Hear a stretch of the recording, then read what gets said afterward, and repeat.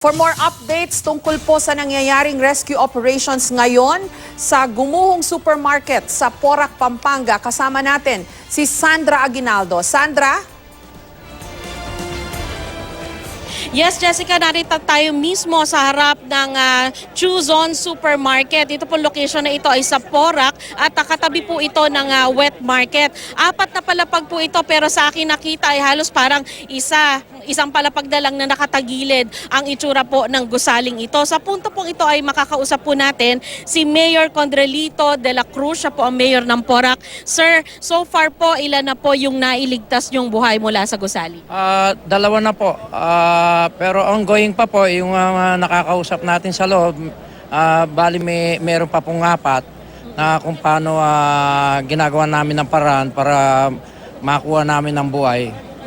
Kaya buhat kang ina, hindi bigla-biglang inihila namin yung mga debris kasi baka lalong lalaki yung problema, matabunan sila.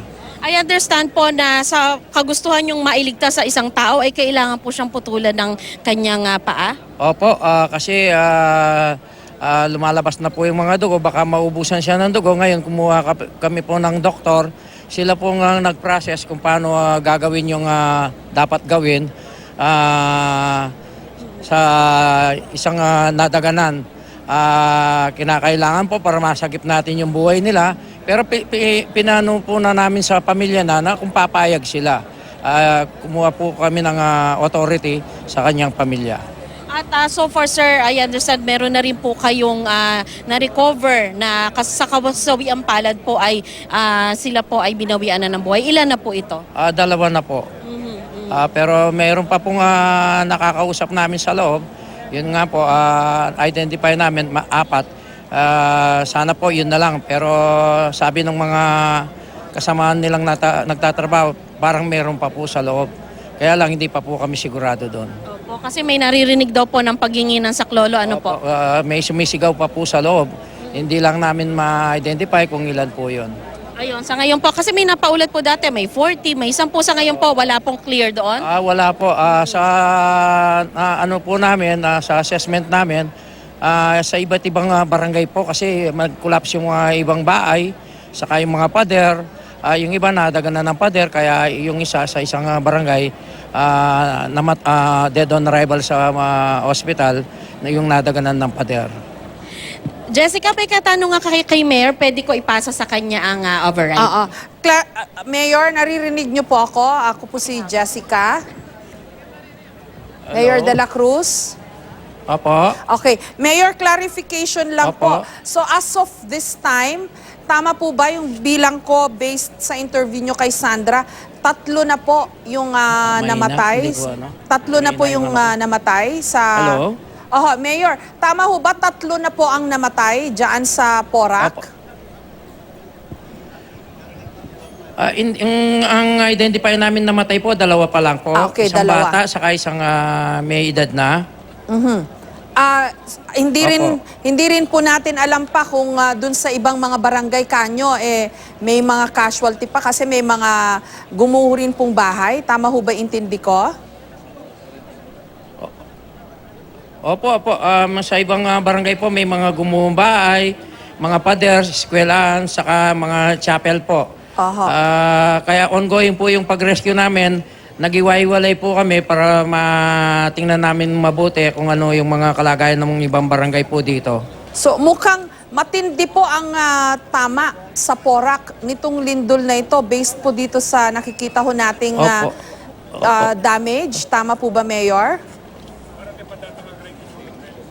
Opo, sa karanasan ko po dito hanggang ngayon ko lang po naranasan yung ganyang kalakas.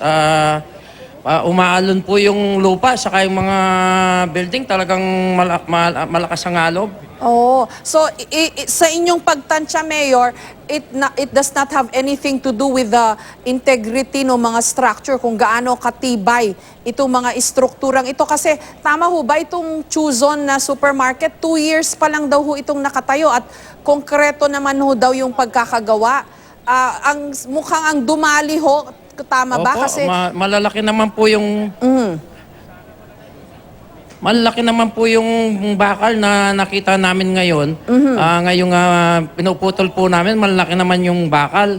Kaya nagtaka po kami kung bakit bumigay. Oo, kasi base ho sa sinabi nyo, umalon kanyo yung lupa.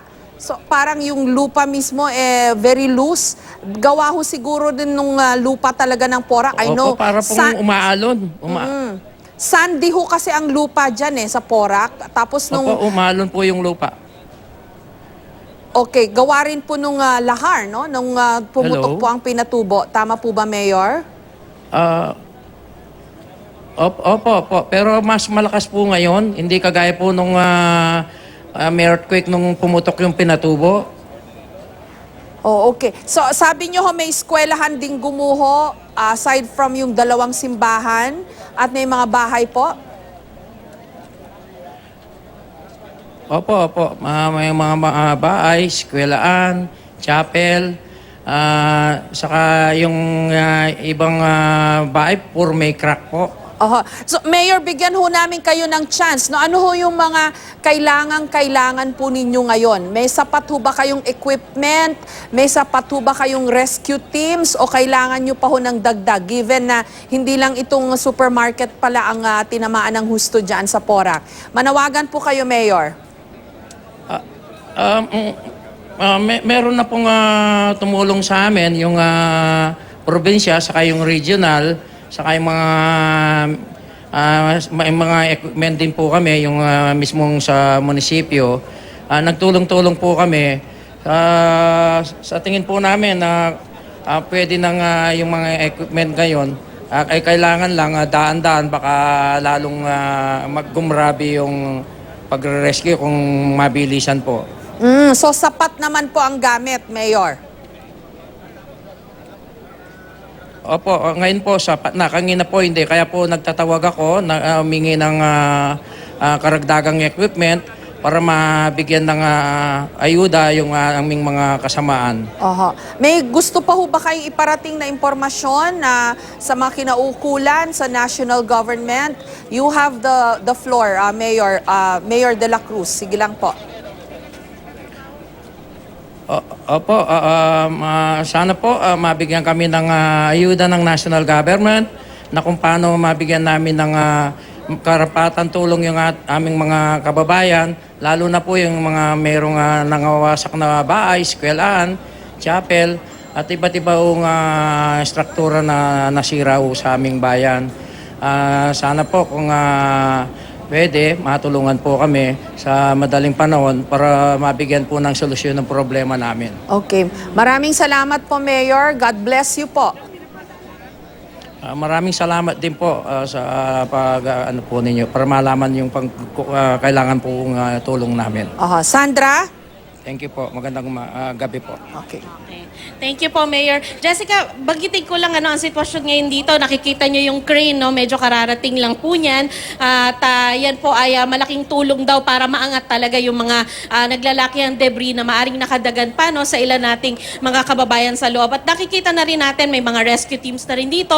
May dala na silang mga stretcher. Tapos may nakareding oxygen, nakita ko kanina. At nakastablish na rin itong nakikita nyo itong yellow ribbon na ito na nagsisilbing barricade para yun lamang otorisado ang makapasok sa loob. Jessica? Sandra, ang pagkakadescribe kanina ni Romel sa atin, no, yung nakikita nating natirang istruktura, yun daw yung pinakataas, no? Kasi 4 stories daw yan. Yung 3 lower floors, gumuho na, bumigay. Kumbaga na-flatten, nag-crumble. Ang natira na lang yung nakikita natin na may bubungan. Yan na yung ika-4th floor, kumbaga.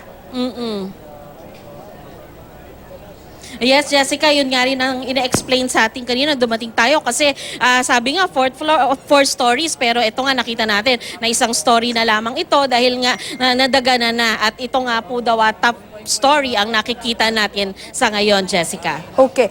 Alam ko yung lupa dyan sa Porac, no, bago pa pumutok yung Pinatubo, ay sandy na talaga yung lupa dyan kasi I know na for the longest time, yun yung ipinagtataka ng marami. Malayo yung Porac sa dagat, pero sandy yung kanilang buhangin. And then, yung lupa nila. And then pumutok nga yung Pinatubo, doon na confirm kasi yung sandy na klase ng lupa is dahil nga malapit sila sa Pinatubo, yun yung lahar.